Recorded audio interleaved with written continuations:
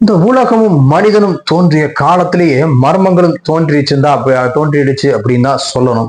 இன்னைக்கும் சில மர்மங்கள் மனிதனுக்கே மிகப்பெரிய சவாலாகத்தான் இருக்கு. ஆனா இன்னும் சில விஷயங்கள் மனிதனே உருவாக்கிய மர்மங்களா இருக்கு.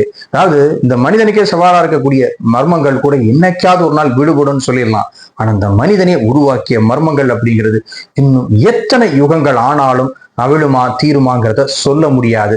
அப்படி ரொம்ப நான் ஏன்னா அதை சுத்தி நிறைய கான்ஸ்பிரசி தியரி வந்துகிட்டே தான் இருக்கும். அது உண்மை என்ன அப்படிங்கிறது கடைசி வரைக்கும் தெளியுமா அப்படிங்கிறத சொல்ல முடியாது. அந்த மாதிரி பல வருஷங்களாக மர்மமாக இருக்கக்கூடிய ஒரு விஷயத்தை பத்தி தான் இன்னைக்கு பதிவுல நம்ம பார்க்க போறோம். அன்பு நண்பர்களுக்கு வணக்கம். இது தடம் யூடியூப் சேனல்.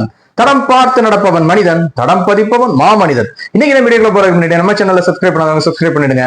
மறக்காம பெல் பட்டனையும் கிளிக் பண்ணிடுங்க. வாங்க இன்னைக்கு வீடியோக்குள்ள போலாம்.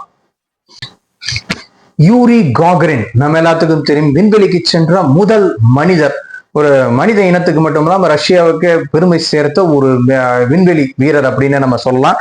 அந்த யூரி காகரின் 1961 ரஷ்யா செஞ்ச ஒரு மகத்தான சாதனை. எர்த்துடைய ஆர்பிட்டுக்கு ஒரு ராக்கெட் அனுப்புனது. அந்த ராக்கெட்ல பயணம் செஞ்சு விண்வெளி அடைஞ்ச முதல் மனிதர் இந்த யூரி காகரின். இவர் வந்து இந்த 1968 ரஷ்யாவில் நடந்த ஒரு விமான விபத்துல இறந்து போறார். யூரி காகரின் விண்வெளிக்கு போன முதல் மனிதர், ஒரு மனித இனத்துக்கே ஒரு பெருமை தேடி தந்தவர்.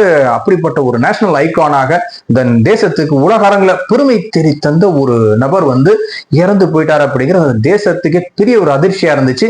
தேசத்துல ஒரு மிகப்பெரிய ஒரு கிளர்ச்சியும் பல கலக குரல்களும் எழுப்பக்கூடிய ஒரு விஷயமாக அது இருந்துச்சு. அதாவது 1968 அந்த யூரி காகரினும் இன்னொரு கோ பைலட்டும் ஒரு விமானத்துல பறக்குறாங்க. அதை ஓட்டிக்கிட்டு இருக்கும் போது திடீர்னு ஒரு ஆக்சிடென்ட், அதாவது எக்ஸ்டர்னல் ஆப்ஜெக்ட் ஏதோ ஒன்று அந்த விமானத்தை நோக்கி வருது.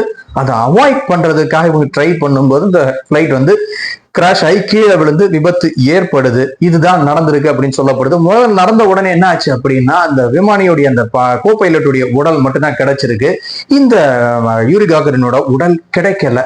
சோ ஒருவேளை அவரோட தப்பிச்சிருக்கலாம் அப்படின்னு சொல்லிட்டு அடுத்த நாள் தேடும் போதுதான் கொஞ்சம் தள்ளி அவருடைய உடலும் கிடைச்சிருக்கு. சோ அவரும் இறந்துட்டாரு அப்படிங்கிறது தான் சொல்லப்பட்டிருக்கு. இது வந்து ஒரு தேசத்தின் அடையாளமாக இருந்த ஒருத்தர், உலக அரங்குல நமக்கு பல பெருமைகளை தேடி கொடுத்த ஒருத்தர், இன்னும் பல பெருமைகளை தேடி கொடுக்கக்கூடிய ஒருத்தர் இறந்து போயிட்டாரு அப்படிங்கிறது ரஷ்ய மக்களுக்கு மிகப்பெரிய ஒரு ஏமாற்றமா இருந்துச்சு. அவருடைய மரணத்துல ஏதாவது மர்மம் இருக்கா அப்படிங்கிறது ஒரு பெரிய சர்ச்சையாச்சு. அதனால அந்த ஆக்சிடென்ட்டை விசாரிக்கிறதுக்கு ஒரு விசாரணை கமிஷனும் நியமிக்கப்பட்டது.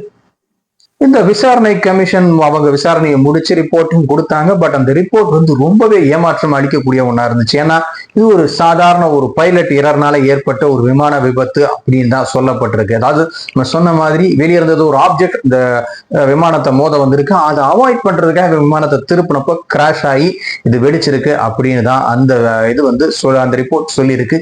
இது மக்களுக்கு இன்னும் சந்தேகத்தை அதிகப்படுத்தி இருக்கு. ஏன்னா நாட்டினுடைய மிகப்பெரிய ஒரு விண்வெளி வீரர் இறந்து போயிருக்காரு அப்படிங்கிறது தேசத்திற்கு ஒரு அசிங்கம். இதுல ஏதோ மர்மம் இருக்குன்னு சொல்லி இன்னும் பல கதைகள் பரவ ஆரம்பிச்சது. நிறைய பேர் வந்து இது வேணும்னு ஏதோ செஞ்சுட்டாங்க, யாரும் ஏதோ செஞ்சிருக்காங்க, ரஷ்ய அரசாங்கம் இதை மறைக்குது அப்படின்னு சொல்லி ஆளாளுக்கு ஒரு கற்பனைகளையும் ஆளாளுக்கு ஒரு கான்ஸ்பிரசி தியரியும் உருவாக்கிட்டு இருந்தாங்க. ஆனா இந்த விபத்து நடந்து பல வருடங்கள் கழிச்சு அந்த ஸ்பாட்ல இருந்த ஒருத்தர் வெளியே வந்து அன்னைக்கு என்ன நடந்துச்சுன்னு சொல்லி ஒரு ஸ்டேட்மெண்ட்டையும் கொடுத்திருக்காரு. லியோனோவ் அப்படிங்கிறவரும் ஒரு ரஷ்யன் ஆஸ்ட்ரோனாட். இவர் வந்து விண்வெளியில நடந்த முதல் மனிதர் அப்படின்னு சொல்லப்படுறாரு. இவரும் அந்த பிளைட் கிராஷ் நடந்த அதே கேம்ப்ல தான் இவரும் இருந்திருக்காரு. அன்னைக்கு அவர் வந்து என்ன சொன்னாரு, அந்த விபத்து நடந்து பல வருஷங்கள் கழிச்சு அவர் வெளியே வந்து சில விஷயங்களை சொல்லியிருக்காரு.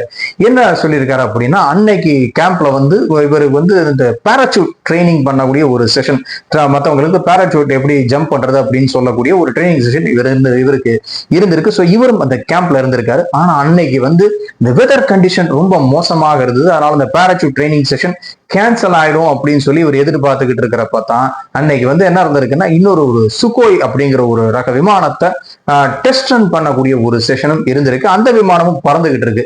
அப்பதான் திடீர்னு ஏதோ ஒரு சவுண்ட் கேட்டு வெளியே எட்டி பார்த்தப்போ 10,000 மீட்டர் உயரத்துல பறக்க வேண்டிய அந்த சுகோய் விமானம் திடீர்னு ஒரு 450 மீட்டர் உயரத்துல பறந்துகிட்டு இருந்திருக்கு. அந்த விமானம் தான் வந்து இந்த யூரி காகரின் ஓட்டிட்டு போன அந்த விமானத்தோட மோத வந்திருக்கு. அந்த கிராஷை அவாய்ட் பண்றதுக்காக தான் இவங்க வந்து அந்த திருப்பி இருக்காங்க. அந்த விமானம் திருப்பினப்பதான் அது கிராஷ் ஆகி தரையில மோதி வெடிச்சிருச்சு. அப்ப இதுதான் அன்னைக்கு நடந்தது அப்படின்னு சொல்லி இந்த சம்பவம் நடந்து பல வருடங்களுக்கு பிறகு இந்த லியோனோவ் வெளியே வந்து பப்ளிக்ல இதை சொல்லியிருக்காரு. இதுதான் இன்னைக்கு நடந்ததுன்னா ரஷ்யா எதுக்காக இதை மறைக்கணும், இதுல மறைக்கிறதுக்கு என்ன இருக்கு? இது ஒரு யதார்த்தமாக நடந்த ஒரு ஆக்சிடென்ட் தான், ஒரு அன்லக்கி வருதுனாலும் இது ஒரு ஆக்சிடென்ட் தானே, இது எதுக்கு ரஷ்யா மறைக்கணும் அப்படிங்கிற ஒரு கேள்வியும் இருக்கு. பட் ரஷ்யா தரப்புல இருந்து என்ன சொல்லப்படுது, அதாவது ரஷ்யா எதனால இதை செஞ்சிருக்கலாம்னு சொல்லப்படுதுன்னா, ரஷ்யாவை பொறுத்த வரைக்கும் இந்த யூரி காகரின் அப்படிங்கிறவர் மனித இனத்திற்கு மட்டும், அதாவது ரஷ்யாவுக்கு மிகப்பெரிய ஒரு கௌரவத்தை கொண்டு வந்தவர், அவரையே ரஷ்யாவால காப்பாற்ற முடியல அப்படிங்கிறது ரஷ்யாவுடைய இமேஜுக்கு டேமேஜா, ரொம்ப டேமேஜ் பண்ணும். அது மட்டும் இல்லாம இது வந்து ஒரு சாதாரண ஒரு விஷயம், ஒரு இக்னோரன்ஸ் ஆக, ரஷ்யாவுடைய இக்னோரன்ஸ் ஆகவும் ஒரு அலட்சியத்தையும் இது உலக அரங்கில காட்டும். அப்படிங்கிறதுனாலேயே இதை வந்து அவங்க பெருசா அதை வந்து கிளறாம அதை மூடிட்டாங்க அப்படின்னு தான் இன்னைக்கு வரைக்கும் சொல்லப்படுது. ஆனாலும் இது வந்து உண்மையிலே இதுதான் காரணமா, இல்ல இது மட்டும் தான் காரணமா, இதுக்கு மேல வேற ஏதாவது சதி இருக்கா அப்படிங்கிறது இன்னைக்கு வரைக்கும் எதுவும் தெரியல. ரஷ்யாவை பொறுத்த வரைக்கும் இன்னைக்கும் அது ஒரு ஆக்சிடென்ட் அப்படின்னு தான் சொல்லியிருக்காங்களே தவிர அதுக்கு மேல அவங்க எதுவும் அதை பத்தி பேசல அப்படிங்கிறது தான் உண்மை. சோ இன்னைக்கு வரைக்கும் இந்த யூரி காகரினுடைய மரணம் அப்படிங்கிறது ஒரு மர்மமாகத்தான் இருக்கு. அது உண்மையான காரணம் என்ன அப்படிங்கிறத பத்தி பல கான்ஸ்பிரசி தியரி இந்த உலகத்திலும் இணையத்திலும் சுத்திக்கிட்டு இருக்கே தவிர உண்மையான காரணம் என்ன அப்படிங்கிறது இன்னைக்கு வரைக்கும் வெளியே வரல. ஒருவேளை இதுதான் உண்மையான காரணமாக இருக்கு அப்படின்னு நம்ம எடுத்துக்கிட்டாலும் இன்னும் இது போன்ற பல யூகங்களும் கான்ஸ்பிரசி தியரியும் வந்துகிட்டே தான் இருக்கும். சோ இந்த மர்மம் அப்படிங்கிறது என்னைக்கு நம்ம இன்னும் எத்தனை வருஷம் ஆனாலும் நீடிச்சுக்கிட்டே தான் இருக்கும் அப்படிங்கிறது தான் யதார்த்தம். இந்த பதிவு உங்க எல்லாத்துக்கும் பிடிச்சிருக்கும்னு நினைக்கிறேன். இந்த வீடியோ பற்றி உங்களுடைய கருத்துக்களை கமெண்ட் பண்ணுங்க. இந்த பதிவு உங்களுக்கு பிடிச்சிருந்தா லைக் பண்ணுங்க, ஷேர் பண்ணுங்க, மறக்காம நம்ம சேனலை சப்ஸ்கிரைப் பண்ணிடுங்க. மீண்டும் இது போன்ற சுவையான ஒரு பதிவுல உங்களை சந்திக்கிறேன்.